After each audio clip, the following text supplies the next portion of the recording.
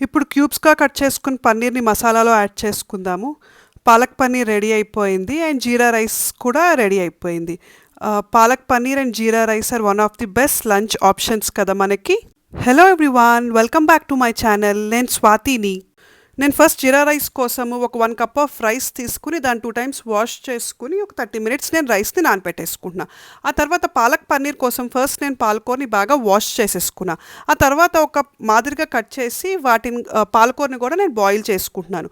Boil చేసుకున్న తర్వాత అది చల్లారాక అప్పుడు నేను గ్రైండ్ చేస్తాను. ఈ లోపల పన్నీర్‌ని నేను క్యూబ్స్‌గా కట్ చేసేసుకుని దాన్ని కూడా పక్కన పెట్టేసుకున్నాను. పన్నీర్‌ని కూడా పక్కన పెట్టేసుకున్నాను.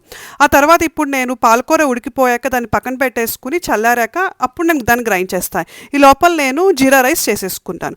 జీరా రైస్ కోసం ఒక కడాయి పెట్టుకుని ఆయిల్ పోసుకుని దాంట్లో జీలకర్ర, మసాలా దినుసులు ఫ్రై చేసుకుని ఆ తర్వాత మనం ముందుగా నానపెట్టుకున్న బియ్యాన్ని తీసుకుని కొంచెం వాటర్ పోయే వరకు వేయించుకుని నేను 2 కప్స్ ఆఫ్ వాటర్ యాడ్ చేస్తున్నాను. అది కొంచెం పాత బియ్యము, అందుకే 2 కప్స్ ఆఫ్ వాటర్ యాడ్ చేస్తున్నాను, లేకపోతే 1.5 కప్ సరిపోతుంది. ఆ తర్వాత కొంచెం వేయించుకున్న జీలకర్ర పొడి, ఉప్పు, కొత్తిమీర యాడ్ చేసుకుని ఒకసారి కలిపేసుకుని మూత పెట్టేసుకుని నేను రైస్ని ఉడకపెట్టేసుకుంటున్నా. ఇప్పుడు నెక్స్ట్ రైస్ ఉడికే లోపల పాలక్ పన్నీర్ చేసేసుకుంటున్నా. పాలక్ పన్నీర్ కోసం ఒక కడాయి పెట్టుకుని ఆయిల్ పోసుకుని దాంట్లో జీలకర్ర, ఉల్లిపాయలు, అల్లం వెల్లుల్లి పేస్ట్ యాడ్ చేసుకుని ఒక 2 మినిట్స్ ఫ్రై చేసుకుంటున్నా. ఇప్పుడు నెక్స్ట్ నేను ఒక 2 టమాటాలు తీసుకుని 2 పచ్చిమిర్చి తీసుకుని దాన్ని ప్యూరీ చేసుకున్నాను. ప్యూరీ చేసుకుని అప్పుడు నెక్స్ట్ అది కూడా ఉల్లిపాయలు దాంట్లో యాడ్ చేసేసుకుని ఒక 2-3 మినిట్స్ మగ్గించుకుంటా. ఆ తర్వాత దాంట్లో నేను ఉప్పు, పసుపు, కారము, ధనియాల పొడి, జీలకర్ర పొడి యాడ్ చేసుకుని ఆ మసాలాలు కూడా వేగే వరకు వేయించిన తర్వాత అవి కూడా మూత పెట్టేసుకుని మగ్గించుకుంటున్నా. ఈ లోపల నెక్స్ట్ నేను జీరా రైస్ అయిపోయిందని చెక్ చేసుకుంటున్నా. జీరా రైస్ ఆల్మోస్ట్ అయిపోయింది.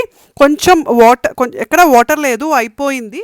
సో అది నేను స్టవ్ ఆఫ్ చేసి మూత పెట్టేసుకుని పక్కన పెట్టేసుకుని ఇప్పుడు నెక్స్ట్ నేను పాలకూర ఉడకపెట్టుకుని పాలకూర ఉంది కదా, దాన్ని గ్రైండ్ చేసుకుని దీంట్లో మసాలాలో యాడ్ చేసేసుకున్నా. నేను ఒక 1/2 కప్ పాలు పోస్తున్నాను. దీంట్లో ఎటువంటి క్రీమ్స్ ఏమీ యాడ్ చేయట్లేదు.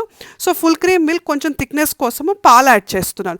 ఆ తర్వాత ముందుగా కట్ చేసుకుని పన్నీర్ కూడా యాడ్ చేసుకుని ఒక 2 మినిట్స్ మగ్గించేసుకుంటున్నాను. అంతే, ఎంతో సింపుల్గా jeera rice and palak paneer ready అయిపోయింది. హోప్ మీ అందరికీ నచ్చింది అనుకుంటున్నాను. మీరు కూడా ఇలా ట్రై చేసి ఎలా వచ్చిందో చెప్పండి. Please subscribe to my channel. Thanks for watching. Take care.